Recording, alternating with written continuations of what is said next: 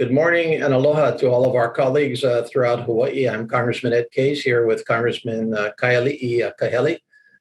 We are both, as you can tell, in Hawaii for the week, back from DC after a busy first start to January, and then we're got to go back to DC next week. But we've got some time here to catch up with you, and we want to do the same thing we did with you last year, which is cover federal funding opportunities for all of us. This is obviously a critical part of our jobs, and it's a critical part of our overall effort throughout Hawaii state and county governments, as well as nonprofits, as well as other organizations who are all beneficiaries of federal funding in some way, shape, or form. And many throughout Hawaii are recipients of federal funding or are entitled to receive federal funding. Our observation is that although there are many opportunities, oftentimes the opportunities are not widely known in Hawaii. Sometimes people are intimidated to go out and chase the opportunities. And so our mission here today, again, this year, is to spend some time with you to describe to you our work in federal funding, the opportunities in federal funding, the challenges, and the ways that our offices can help you to do what we all want to do, which is to serve the people that we serve. And so Congressman Kahele and I are going to spend a little bit of time here just kind of walking through some basics. I know some of you have joined us before. Some of you are very familiar with the subject. And some of you, this is real beginners stuff. You're all welcome from that perspective. We'll probably start from the beginning on a lot of stuff. So apologies if you already know it, but it's good to repeat it, and it's good to get it out there. So with that, our agenda, I think you can do the next slide, skip a couple there to the agenda slide. Next one, although that's a beautiful view of Washington, D.C. We're going to introduce you to our congressional offices. We're going to give you a little bit of an overview of the 117th Congress, which is the current two-year Congress that we're in. We're halfway through. We are each going to describe our own particular committees that we serve on, which are give us tremendous opportunities to help. We're going to talk specifically about probably the largest single opportunity for Hawaii in literally a generation, and that is the $1 trillion Bipartisan Infrastructure Investment and Jobs Act that was signed into law in mid-November. We'll update you on COVID-19. We'll talk about constituent services, and then we're going to turn this over to you. So thank you again, and it is a real pleasure for me to introduce my colleague and partner in Congress, who is just finishing up really about as good a first year as any freshman member of Congress has ever had, Kai Kahele. So over to you, Congressman. Well, mahalo, Congressman Case, and thanks so much for those kind words and that introduction. And it's an honor for me to be here with all of you. Right out of the gate, haole makahiki ho, and Happy New Year to all of you. And really looking forward to working with you this year in Congress. Like Congressman Case said, we work really hard for Hawaii, and I think myself and my team have got some pretty good accomplishments that we've worked hard on. But it wouldn't have been possible, in all honesty, without Congressman Case's mentorship and his team's support working together with my team. I think this is one of the first times in a long time that there has been incredible synergy between both members of the United States House of Representatives that represent Hawaii, not just at the member level, but also at the team level. Our staffs work very closely together. Congressman Case and I meet weekly. We're perfectly positioned in terms of the committees that we serve on for the 117th Congress. And, I just want to say how much I appreciate his mentorship in helping me prepare for this year. This webinar and the opportunity to do this the second time after we did the first one last year is really his idea. He's been there for a while. He's the only member who's ever served in both CD1 and CD2, but he also serves on a very critical Appropriations Committee, which he's going to talk about. And he knows how important it is for not just members, but also our states and Hawaii to prepare for the current appropriations bill. We'll talk about a little bit about that.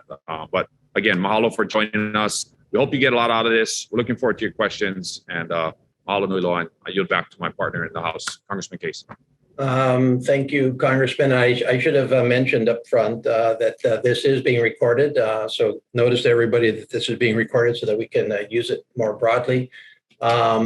Switch to the next slide, and perhaps Kai, you could just introduce your office real quickly, and then I'll take over from my office.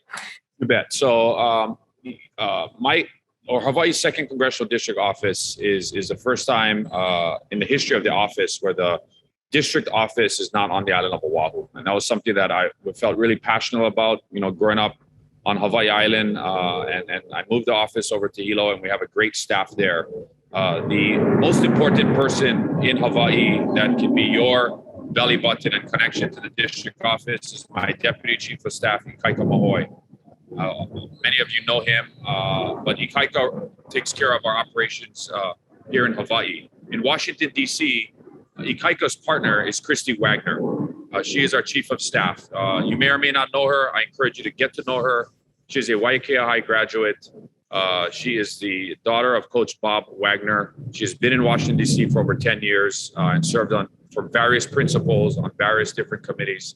So I would encourage you to get to know her. And finally, in the D.C. office, the most important person for policy is your legislative director, and that would be Kana Smith. She is also ties to Hawaii, Punahou graduate, very, very smart.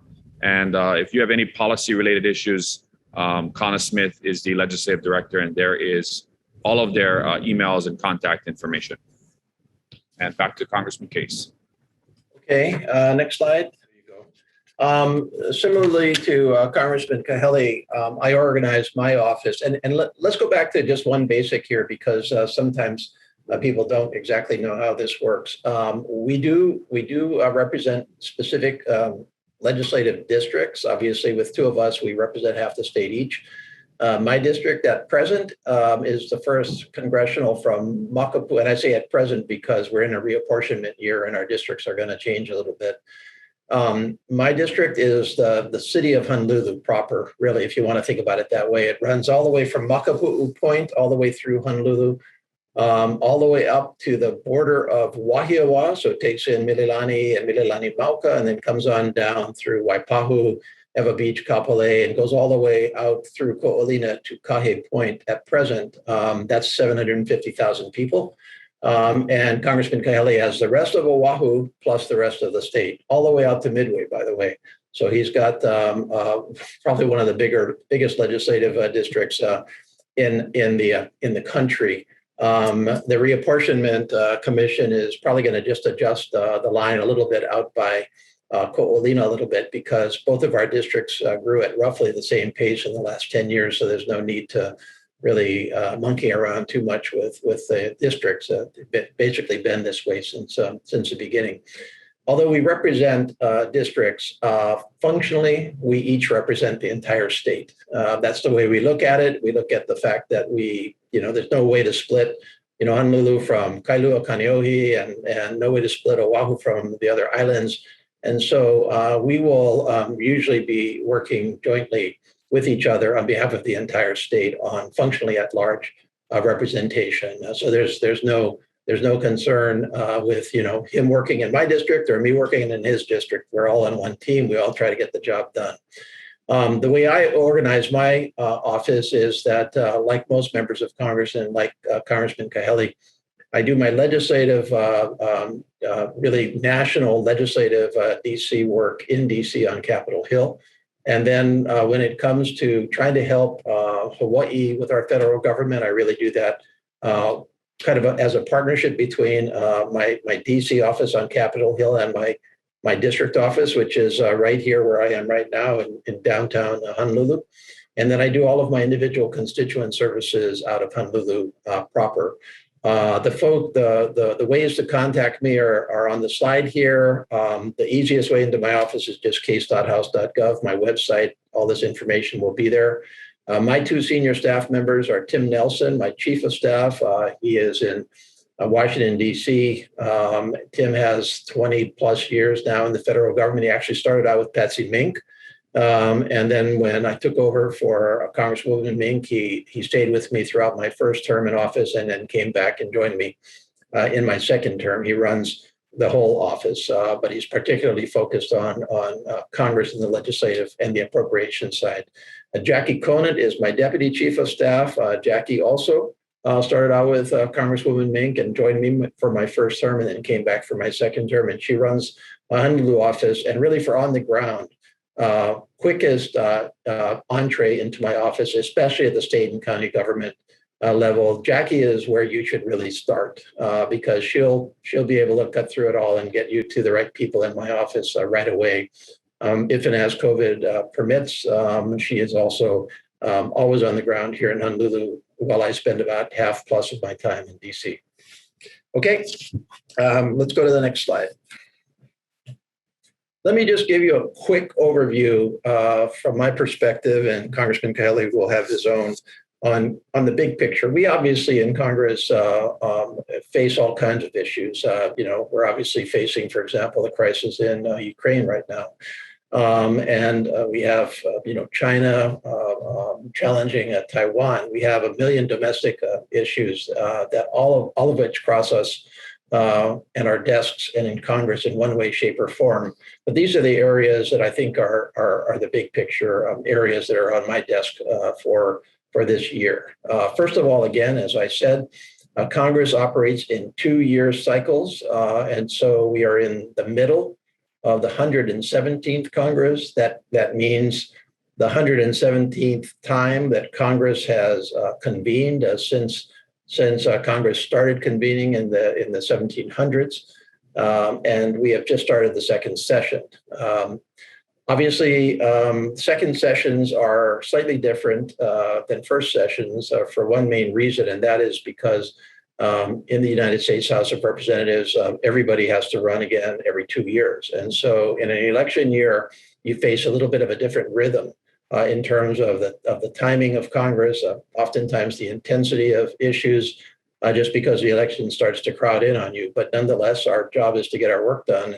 And so second session, we've still got to deal with appropriations. We still have to deal with the issues of the world and of the country. And so we are beginning the second session, but not as much time on the legislative calendar to really get things done in the second session. The national issues, no surprise at all.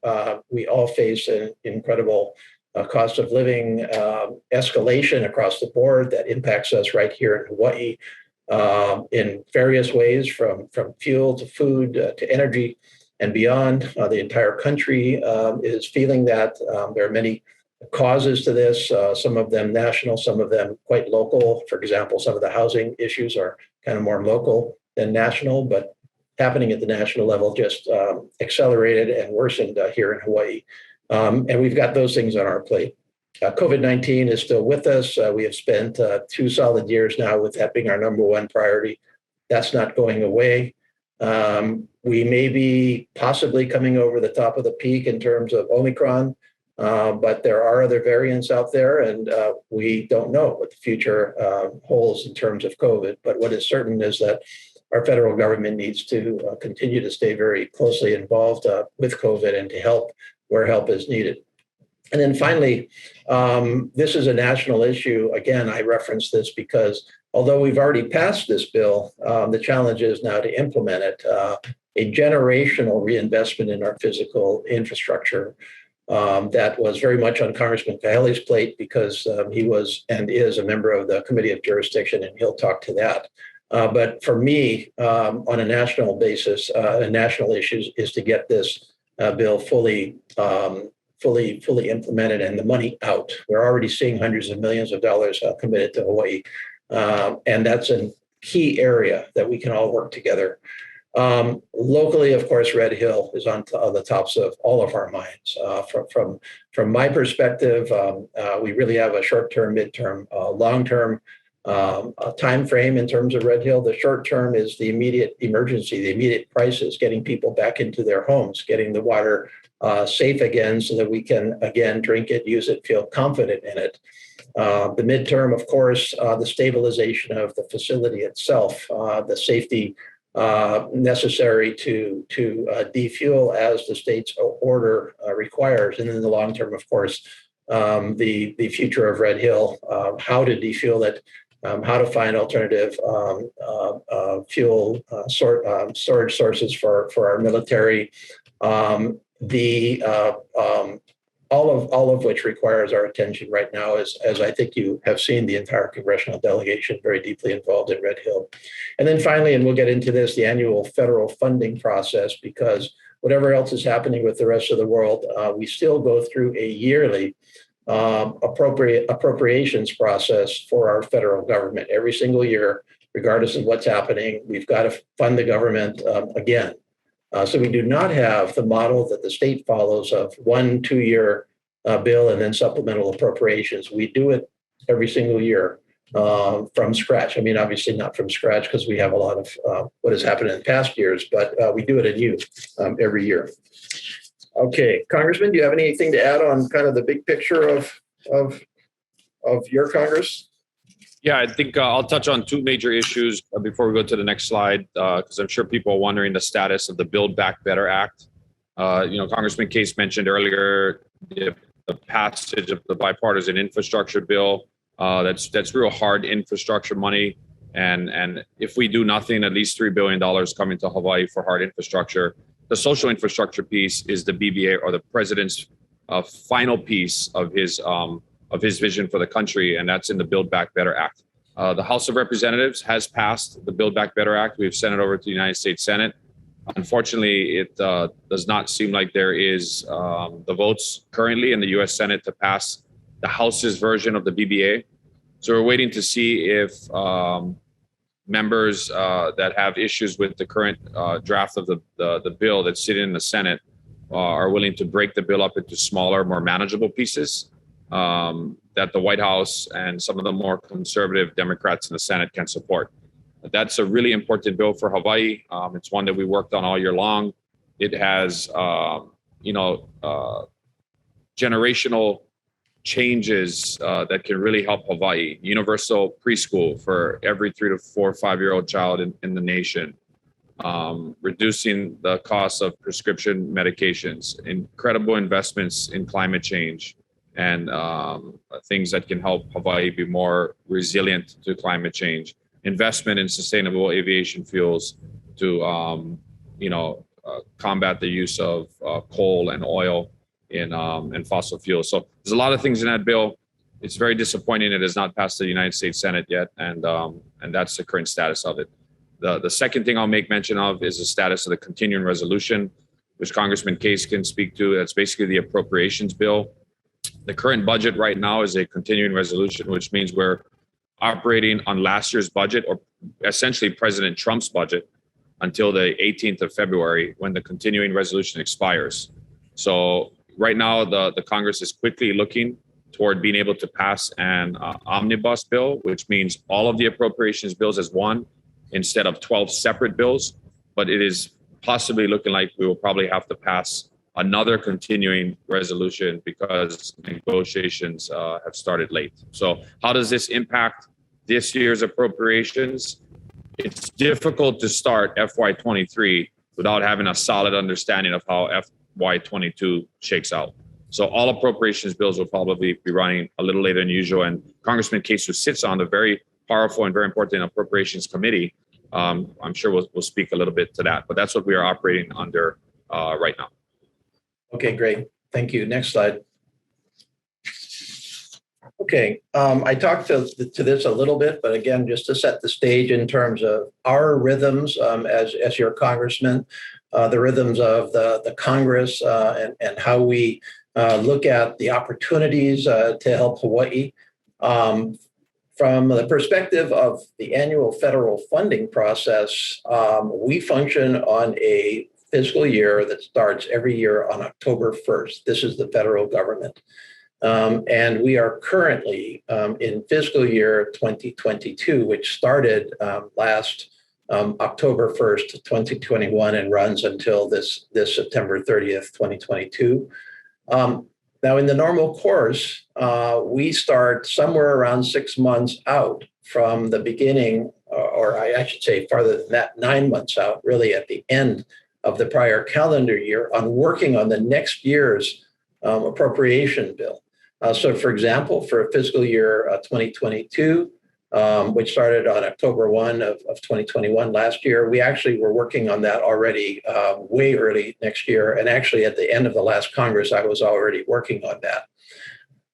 That's because it takes a long time to put together a $1.5 trillion federal funding bill, and you need every opportunity you can get to influence that bill along the way, including outreach back to Hawaii to identify exactly what the needs are in Hawaii and how you can match the funding opportunities to those needs in the appropriations process.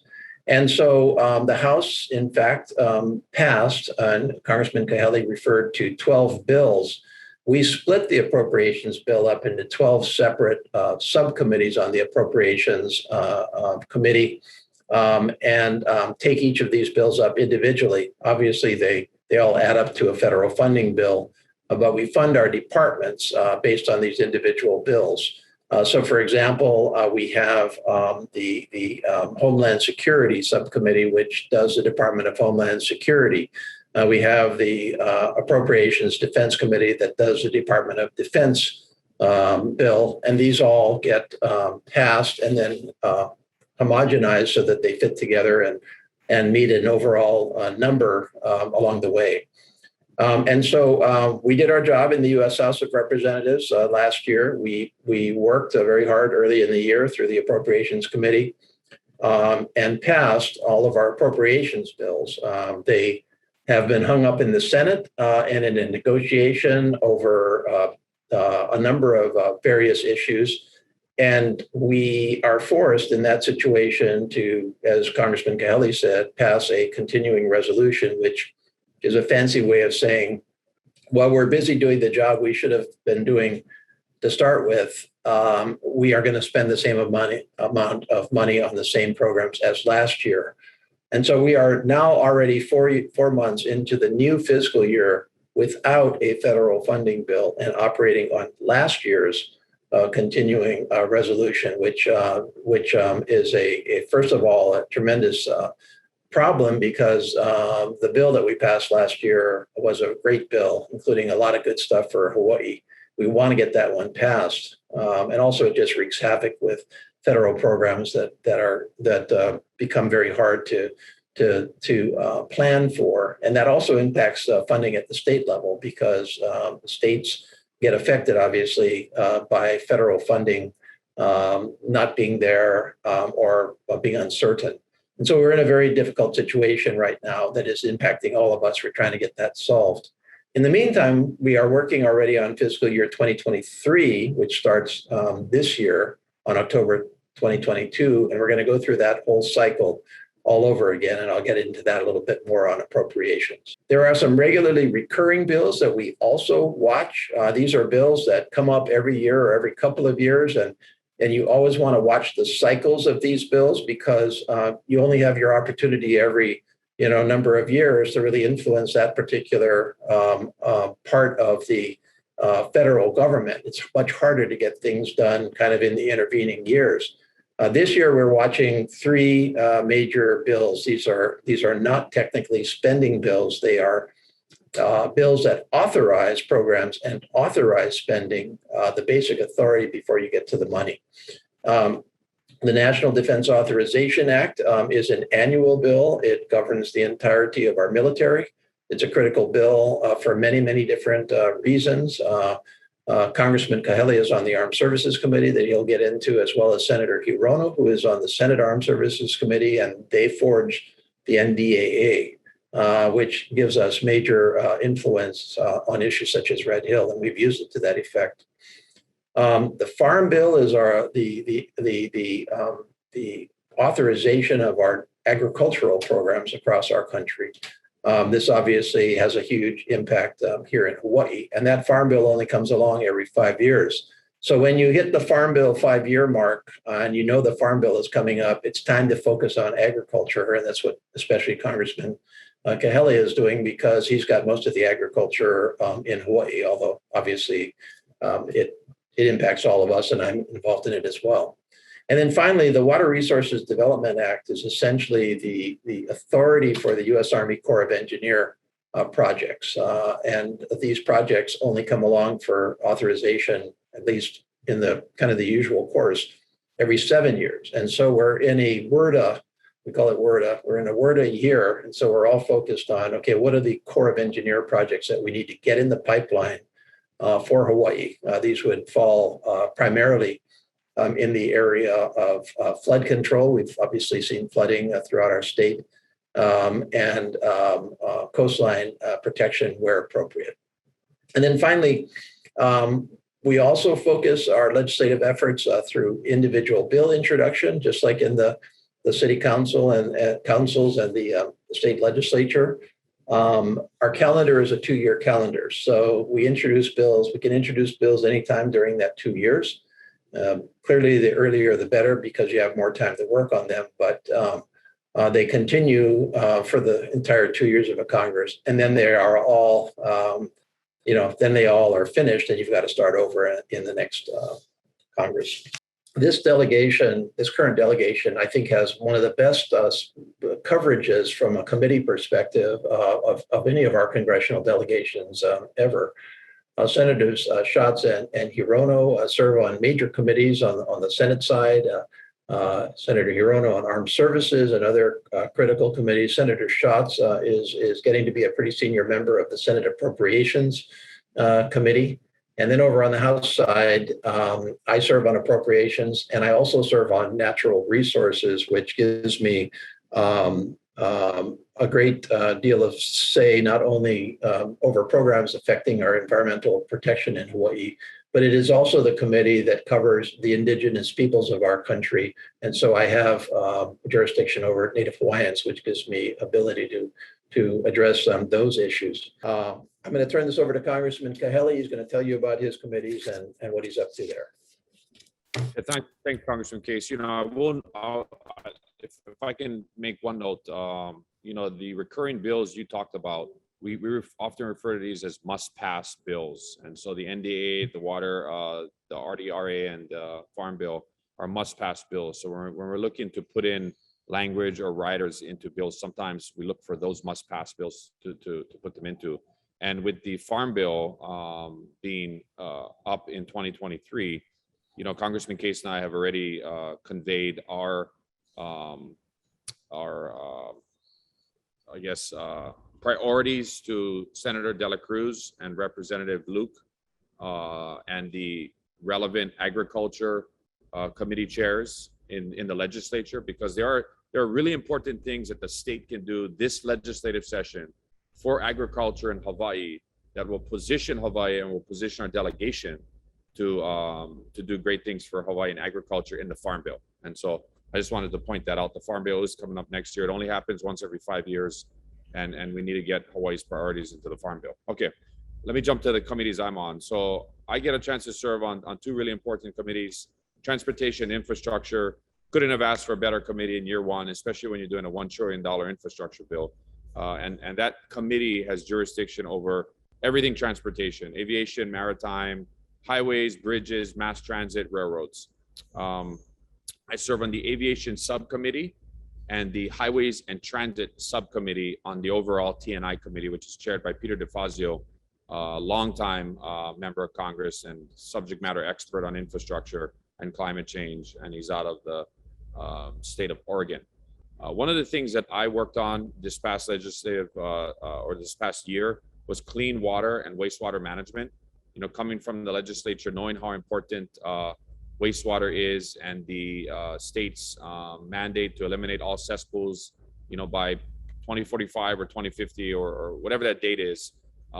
It's not just that. It's also making sure that we have resilient wastewater treatment facilities. And besides islands like Oahu that have wastewater fees and have modern, sophisticated wastewater facilities like Sand Island and others on this island, Honouliuli, for example, the neighbor islands are really struggling with wastewater management, particularly on Hawaii Island. And so I'm really working to try and work with Mayor Mitch Roth and his administration for the East Hawaii wastewater treatment facility and other facilities like that throughout the state. But beyond that, the T&I committee touches everything that is really important to Hawaii, from federal highways, roads, bridges, airports, common use areas through our airports. The state gets a lot of money for that. Of course, we residents, when we fill up our gas tanks, we pay both a state tax and a federal tax, the gas tax, and a lot of that money comes back to Hawaii to make sure we have money to continue to repair our highways and roads. Of course, we also touch disaster preparedness and response. We know how important that is for Hawaii. We have hurricane season from June through November every year. We have earthquakes. We have other types of natural disasters we have to continuously prepare for. And the T&I committee is a relevant committee for that. Next slide. Second committee is the Armed Services Committee. Like Congressman Case mentioned, both Senators Hirono and myself serve on the relevant Senate and House Armed Services Committee. This committee is the policy committee for the Department of Defense, and its signature piece of legislation is the annual must-pass National Defense Authorization Act, which has passed every year for the last 60 plus years. If you remember, President Trump actually vetoed the NDAA in his last year in office, and he was overridden by the Congress for whatever political shenanigans he was pulling at the time. But the NDAA is a critical bill for Hawaii. Everything from the Pearl Harbor shipyard to funding for Red Hill, to all the different bases and things that are really important, not just here in Hawaii, but throughout Indo-PACOM. That is part of the National Defense Authorization Act and the Armed Services Committee. I serve on two key subcommittees. I serve on the Readiness Subcommittee and the Tactical Airland Subcommittee. So when you're talking C-17s, KC-135s at Hickam Air Force Base, or you're talking readiness, and that's 8,000 people living in Waikiki right now because they can't drink their water because their homes have been tainted from Red Hill. That's what readiness is. And so working with the relevant subcommittee chairs who are very, very supportive of our Red Hill efforts as a delegation, that's where that purview comes into. So I have a direct beeline to Indo-PACOM, and of course Congressman Case does as well, but we have the opportunity to talk to top military commanders here in Hawaii, and we can get the answers that we need, whether it's classified answers or unclassified answers. And we've been holding the Navy and Joint Base Pearl Harbor Hickam to the fire ever since Red Hill kicked off on the 20th of November. So that's the two committees that I have the opportunity to serve on. Back to Congressman Case. I want to talk about my major committee, which is Appropriations. This is the oldest committee in Congress. It is responsible for federal funding. It is, and let me make this one distinction. Unlike at the state and county government level, we have a twofold approach to federal spending in the federal government. The first is the authorizing committees. And so these are all of the committees except for Appropriations. The authorizing committees are responsible for what it sounds like, authorizing the programs, creating and authorizing the federal programs. But they do not, for the most part, have the right to direct the spending for those programs.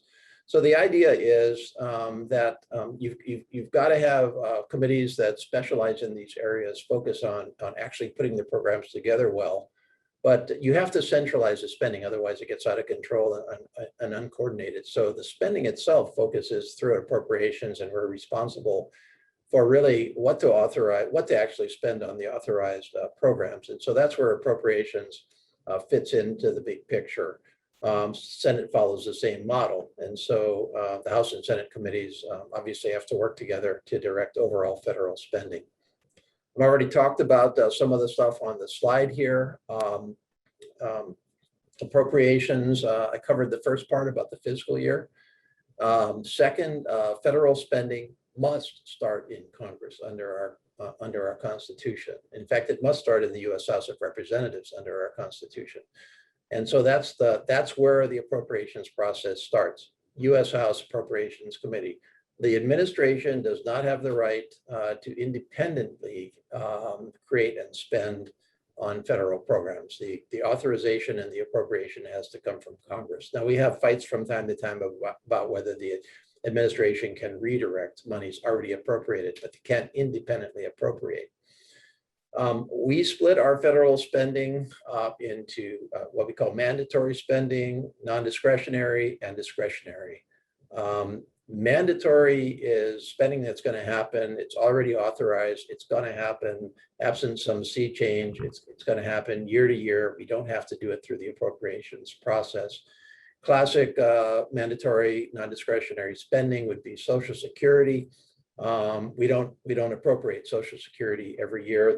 That is set up. It's self-sustaining. It continues on. Similarly with many of our benefit programs, including our veterans.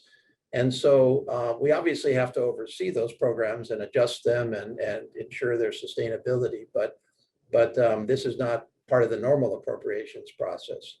But discretionary is everything else, and that does have to be authorized or more accurately, it has to be appropriated every single fiscal year. And so that all starts in appropriations. Okay, next one. Just to try to give some sense of what we're talking about in terms of overall federal spending, this is FY 2021. So this is the federal fiscal year that ended on September 30th of last year, FY in 2021. So a full year, total amount spent by your federal government was about 6.8 trillion in all spending. So you can see the breakdowns there, and this is distorted because, as you can see, that was the heat of COVID. That was the heat of the numerous federal bills dating back to the CARES Act in 2020, to the American Rescue Plan in early 2021, and then a number of other bills in which we spent somewhere in the range of $6 trillion in 2 years to basically save our economy, save our country, save our communities from the effects of COVID-19. And so this is a very distorted year, but nonetheless, it's a glimpse of where we spent our money in one fiscal year. That COVID piece amounts to $2.8 trillion, so it was about half of the total spend so far. But you can see that the mandatory spending was roughly $2.1 trillion on Social Security and everything else. Interest alone is now a growing portion of our overall spending. That's $500 billion in interest every single year. That number is higher than it was, and it's because we're borrowing so much. We borrowed all of that $6 trillion, and we have to pay interest on it. And so this is a great concern if the interest portion of your total budget starts to overwhelm the overall budget. Then you can see defense discretionary and non-defense discretionary at 10% each. But even that 10% each amounts to $1.4 trillion. Okay, I'm going to turn this back over to Congressman Kahele to start to get into kind of where the rubber meets the road in terms of how this money gets to Hawaii, what happens, how we can help you on it. Sure, thanks, Congressman Case. So the federal grants that come to Hawaii are really, really important because they touch every fabric of our society, and there's a lot of money that is on the table that can come to Hawaii. One great example of that is the Infrastructure Investment and Jobs Act, or the infrastructure bill, that includes really, really solid examples of successful grant applications. Typically our state's operating budget, like you see on the slide, is about $14.4 billion. There's almost $3 billion that come to the state through federal grants that come to Hawaii. And so that makes up about 19.6% of the state's operating budget. University of Hawaii is a major recipient of federal funding that comes to Hawaii. One example of that would be the Native Hawaiian Education Act. There's about $80 to $90 million that come to the state for Native Hawaiian education. Many of those grants ultimately go to the University of Hawaii and other organizations, and also to the state and their Native Hawaiian education program. Another example is the Native Hawaiian Healthcare Act and monies that come to the state for Native Hawaiian healthcare that help fund Papalokahi and the Native Hawaiian healthcare system throughout the state. So I would highly encourage, and I think Congressman Case and I have been saying it for at least the last two 2 months since the infrastructure bill passed is it's not just the $3 billion that's coming to the state for hard infrastructure. And what I hope the legislature will prioritize its projects, and the governor will prioritize how that money is spent. You're not going to spend $3 billion in 1 year. And so the expenditure of these funds and the projects that these funds can complete are going to be multi-year, but the grant opportunities are really, really important. And so I would highly encourage not just the legislature, but the different executive branches and different relevant county and agencies across the state to look at priorities in your districts, priorities where we're working with the congressional offices. We can help identify federal opportunities that we can bring back to Hawaii. One example is wastewater. There's $250 million or $50 million a year for 5 years in the infrastructure bill that can go to wastewater. And so whether it's helping East Hawaii's wastewater treatment facility or helping Pahala and Alehu build a wastewater treatment facility plant out there, there are federal grant funds available, but you have to apply for them and you have to be able to write them, and you need grant writing capacity to write them. Some of the best grant writers in the state are at the University of Hawaii. And so working together with them, we really need to build our grant writing capacity in the state, be able to identify where our state needs critical investments and apply for those federal grants, and then work within our congressional delegation and our staffs to push for and source those grants from the relative federal agencies that are expending those grants. And so that would be what I would cover on this slide. As you can see, one of the biggest sources of funding in federal grants that come to Hawaii is at the very bottom, and that's Medicaid. Congressman Kelly, this is just a snapshot of the same slide as to the city and county of Honolulu, which obviously shows kind of a significant amount. The reason that federal funding for the city and county of Honolulu as a percentage of overall budget is much less than the state of Hawaii, and this is same of all of the counties, is just because a lot of the federal funding comes through the states. Some of it actually gets distributed by the states to the counties, but there's far less direct federal funding to counties than there is to the states. Congressman Kahele, you want to talk more specifically about BIP, and then roll into any of the grant stuff you want to talk about? Yeah, sure. I mean, it'll be kind of already talked about the infrastructure bill. It is a, Congressman Case framed it correctly. It is a once in a generation type of bill that has eluded many presidents and many Congresses in the past that have not been able to get an infrastructure bill done. President Trump was not able to get an infrastructure bill done, but this Congress did. And, it was bipartisan, unlike other bills that are partisan, like the American Rescue Plan, but this was one bill that everybody could agree on.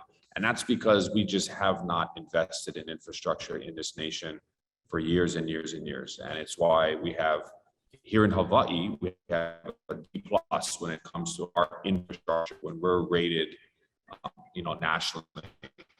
And so our infrastructure bill is to eliminate the majority of lead pipes throughout the nation. Something that I know is really important. It was a key part of Governor Ige's State of the State yesterday, and kudos to Bert Lum and the Broadband Hui and all of you who do participate in that, is providing more high-speed internet access and making sure that we have our rural communities, we're stitching our rural communities together with broadband. So that's a big part of the infrastructure bill. Of course, there's components of the American Rescue Plan and parts of the infrastructure bill that offer a subsidy to DHHL homesteaders that live on homestead lands. But when looking at better roads and bridges, that's really important, right? If you live on Maui or you live on the Big Island, you know how important those bridges are up and down the Hamakua coast and out in East Maui and Hana. And we have many of those bridges are from the plantation, generation era gone by, and they need major investment. And when those bridges go down, they put weight restrictions on them, and they severely affect, the movement of goods and commerce and people throughout the islands. Investments in public transit. There is no money in the bipartisan infrastructure bill for the rail project. and that was not part of our conversations. But upgrading our airports and our ports, we got a lot of money for upgrading our airports, especially the common use areas like runways, taxiway lights, and ways that we can improve infrastructure. So of course, working with Ross Higashi, Marvin Moniz on Maui, and all the other airport managers throughout the state are really, really important. Electrical vehicle chargers, part of the infrastructure bill is to convert electrical vehicle charging stations at post offices across the nation and to electrify the grid. So not only to replace USPS vehicles and convert them to electrical vehicles, but also provide the charging stations for them as well. We need to upgrade our power infrastructure. Of course, here in Hawaii, resilient infrastructure and coastal infrastructure is really important. And then finally, investment in environmental remediation. A great one example of that is what we're dealing with here on Red Hill. And the Red Hill situation isn't just unique to Hawaii, right? We have environmental remediation projects all over the nation. Congressman Case, anything else on the BIF? Yeah, we're estimating on the bipartisan infrastructure plan right out of the box that Hawaii would be eligible for somewhere in the range of $3 billion to help our infrastructure across the board of these buttons. But that is primarily program funding, so funding that we would get fairly automatically. What we want to do with this is to maximize our competitive grant approach so that we can maximize these monies, which are not going to come around again, at least in my service in Congress. And so we want to use these as well as possible. I sent yesterday, or I'm sending today, to the governor, every mayor, and every state legislator, and every county council member a letter outlining a competitive grant, and to the cabinet members in the state and county level, a letter that outlines competitive grant opportunities under BIP. And I strongly encourage you to take a look at that and chase those possibilities, because again, this is an area that we just have had a generational success, and it's a tremendous opportunity. Yeah, you bet. So federal grant opportunities, there's the information. Both of our offices are willing to work together with your staff. You can go to grants.gov and that's a direct link to different federal agencies that have federal grant opportunities. There's a lot of information online that I would suggest you take a look at, or you can go directly to the federal agencies themselves. Defining a grant application process, you really need to define your project and get your grant ready. Of course, identify the research funding source. You need to prepare for when that grant will open. During the application period, you can create, review, and submit. The turnaround time is basically when the grant closes and when they do a final award. And then if you are a successful recipient, of course, managing that award and doing all the necessary federal reports and requirements to draw down on those funds and to do your annual or quarterly or monthly or annual reports, and then the final closeout part of it and beginning again. And so, again, happy to work with your staff to do this. So this slide just is a quick update on COVID-19, our ongoing crisis. I spoke to some of this earlier on. The federal government has responded in huge amounts for COVID-19 emergency assistance to the states, to the counties, to our communities. The total amount is, as I said earlier, closing in on $6 trillion over the last 2 years. You know better than us that much of that money, I won't say much of it because much of it has been spent already, but a fair bit of that money in the hundreds of millions is still with the state and county government and available for allocation. The city and county of Honolulu just asked for public input. Credit to them for doing so on $193 million of American Rescue Plan funding that is going to be allocated to continued COVID emergency assistance. We have been tracking how much to Hawaii. The total is now somewhere in the range of 21 billion. Small businesses, direct stimulus payments, unemployment supplementation, direct assistance to state and county governments, assistance to our nonprofits and community organizations. And so that's all good news. I think that was critical. Here's the reverse side of that. In all likelihood, unless we really see COVID completely accelerate again and start to tank our economy. We don't anticipate right now any further major federal funding along the COVID-19 lines. So no to the question I sometimes get. I don't think that there's a fourth stimulus payment out there. The possible exception is that we are discussing in Congress right now further aid to especially hard hit parts of our economy. These would be the restaurants and our shuttered venues. And so our stages, our independent contractors. It's possible that we will supplement some of those programs in the next couple of months, but I don't know that that's going to happen for sure yet. Okay, anything to add, Kai? No, I think you covered it all.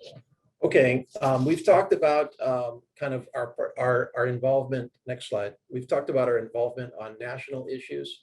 So the whole range of issues that we deal with on as members of Congress voting for our country. We've talked about aid from our federal government to Hawaii. We have focused here on appropriations and on grant opportunities. So in other words, money. But there are many other opportunities for us to help you. Sometimes it's just a matter of a program that exists and is maybe funded well, but it just doesn't work as applied to Hawaii. So these are areas that we can also help you with. But the third area is critical as well, and that is individual constituent services, what we call casework in Congress. And this is our effort to help individual folks that we represent with their issues with government, maybe in the big picture, small in the big picture government perspective, but the most important thing in their life. And so, whether their mother or their brother can finally immigrate from another country to join the family, where's the visa hang up? Immigration, veterans benefits. There are many. We're anticipating a huge increase in casework from questions over taxes. You've all seen the short staffing at the IRS, which is creating real problems for people on refunds and processing. And so these are areas we also want to help you and your constituents with. The bottom line is, we want you to look at us, both of us, and by extension, our staff and our offices as your federal partners. And we are here to work together with you. I think it's very important that we have synergy between county, state, and federal government. We look forward to welcoming you to Washington, D.C. and to meet in person. Especially if you come up to DC for various different conferences and things throughout the course of the year. But we're also happy to work with you, via Zoom and connecting with our staffs. And one of the things that we're really passionate about is working together with the legislature, especially when the legislature is in session, to help position Hawaii to be successful at the federal level. And it's, as an example, it's one of the reasons why we both co-signed a joint letter to both the WAM and FIN chairs and the respective ag chairs, Rep. Hashem and Senator Gabbard, on agriculture priorities for the state that we are critical that the Department of Agriculture needs to do for food resilience, food sustainability, and to support local farmers and prepare for the 2023 Farm Bill. And so just look at us as partners. Of course, most of you have our contact numbers to just reach out anytime. That being said, unless you have any other closing comments, Congressman Case, we'll jump to questions. Okay. Ditto to everything that Congressman Kelly just said in conclusion, but to the questions. So I'm seeing in the chat, Christine Kubat, is that right? On recycling is an infrastructure to federal infrastructure bill. Kana from Congressman Kelly's office answered that. Additionally, for anybody that has any questions about bipartisan infrastructure programs beyond what the information that we sent out, we certainly welcome your comments, your question directly to us, so please do that. And then Representative Onishi has one special to you, Congressman Kelly, having to do with the Mountain View Post Office, relocating the post office off of Highway 11. Yeah, a great question, Rep. Onishi. I've been struggling with the United States Postal Service since day one. I've been down in Lower Puna at the Pahoa Post Office, watching long lines and just inadequate services for the U.S. Postal Service. So we've been working directly with the most senior leaders at the U.S. Postal Service here in Hawaii and in the Western region. And your concerns are the same concerns that people have on Molokai, in Ke'au, down in Pahoa, especially our rural communities that have grown in size over the years, but the post office has not grown or met the needs of the community in terms of PO boxes or delivery service, et cetera. So we're working on it. I will forward you a letter. I finally just drew the line and sent a letter to the U.S. Postal Service to find out what they do to expand postal service operations or increase the footprint. I'll send you the response that the Postal Service sent to me about a week ago. The bottom line is that there is no direct funding that we can provide for the Postal Service. So the Postal Service is an autonomous agency of the federal government. Congress does have an oversight role over that. Ultimately, the Postal Service is run by the Postmaster General and the Board of Governors. And so there is this tug and pull relationship between the U.S. Postal Service. They've been running in the red for years. Part of it was changes done during the George Bush administration in the early 2000s that really affected the budget and how the Postal Service is run. But it's something that we need to address because it's a major issue in the 2nd Congressional District. So I'll send you over the letter and happy to work with you on that, especially out in Mountain View and your district. We don't want this to be the last time we talk to you. It's not going to be the last time we talk to you. We're going to be with you all through this, the remainder of this Congress. And we all need to be, working together in the same spirit that I think we all work together very, very well through COVID-19 for the most part. I think it was a good, solid effort. So I'm going to leave it to Congressman Kahele to close. No, thank you guys so much for your time. Really appreciate giving us an hour and a half of your morning, and mahalo Felicia for the comments. And again, we're looking forward to working with all of you, and just have a great day, and let's make it a successful year for all of us. So aloha, mahalo.